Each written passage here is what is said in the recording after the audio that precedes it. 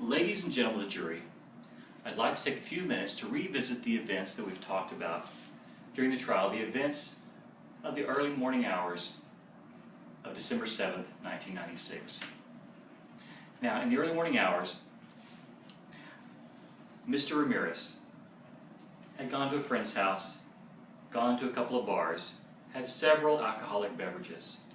Then, he made the decision to get into his car and drive home. On his way home, he drove up behind the defendant, Officer Waldeman, and his partner, Officer Levy. They were driving very slowly because they were in an undercover operation, an unmarked car in plain clothes, trying to surveil a possible robbery in progress. Now, at that point, Robert was following so closely to their vehicle that they testified they could not see the headlights in the rearview mirror. That's how close he was. Then Robert Ramirez pulled in front of them, cut them off, got out of his car. Now, when Officer Levy saw Mr. Ramirez coming towards him, he could tell that he had obviously been drinking. Officer Levy got out of the vehicle, attempted to restrain Mr. Ramirez. At that point, a fist fight ensued. During the fist fight, Officer Levy continued to attempt to restrain the aggressive Mr. Ramirez. Then the fight escalated when Mr. Ramirez pulled out a knife. He pulled out the knife, stabbed Officer Levy in the shoulder. Then when he was about to stab again, that's when the defendant, my client, Officer Waldeman, intervened. Now, between the initial stabbing and before he was about to stab a second time, Officer Waldeman had to make a split-second decision. And in that split second, he had to decide a number of things. First of all, what level of danger was his partner in? Second, what reasonable steps should he take? Third, was deadly force justified? And if so, when should he exercise that deadly force? Now, Officer Waldeman testified under oath that he saw the knife and that he reasonably believed that his partner, Officer Levy, was in danger of imminent death or serious bodily injury. And there was no testimony offered to contradict Officer Waldeman's reasonable belief. Now, when Mr. Ramirez was about to stab Officer Levy in the shoulder, Officer Waldeman saw this. He saw the stabbing in the shoulder. The shoulder is mere inches from the carotid artery and the jugular vein. A puncture of either one of those could have very likely led to Officer Levy's death before help could arrive. The shoulder is also a mere inches from the heart, the puncture of which would also likely lead to Officer Levy's death before help could arrive. It was very reasonable for him to believe that Officer Levy was in danger of imminent death or serious bodily harm. So, in that split second, you see, we've been here for hours and days reviewing all this testimony. Officer Waldeman did not have the benefit of all this time to reason and weigh all the various vantage points and all the evidence. Officer Waldeman is a well-trained officer. He knows how to use a firearm.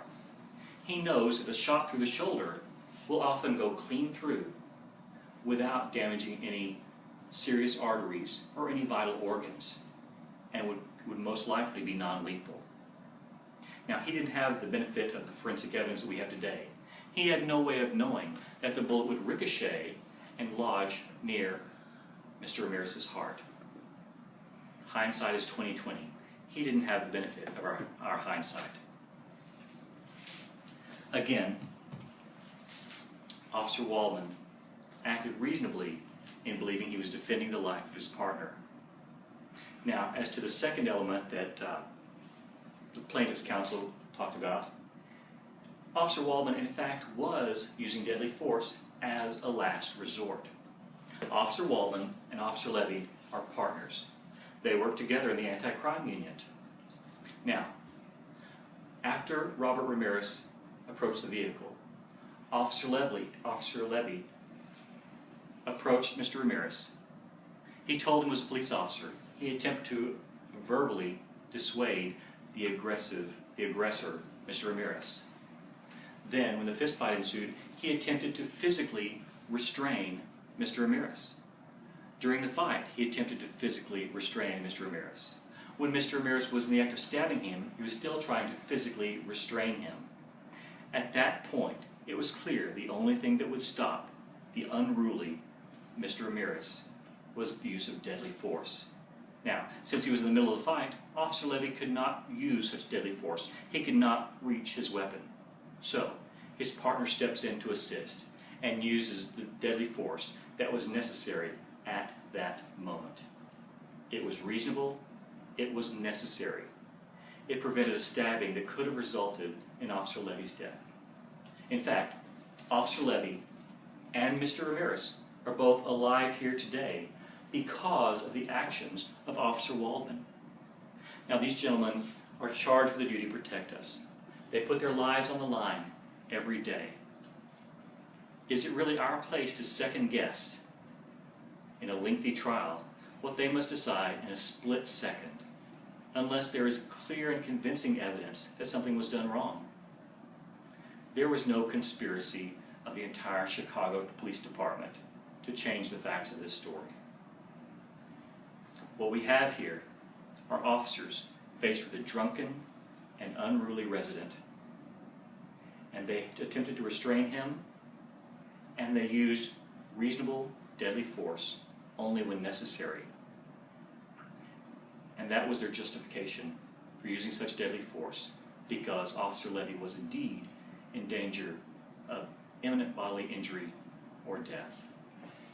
So, I ask you today to consider the actions of these honorable men and the honorable men and women of the Chicago Police Department.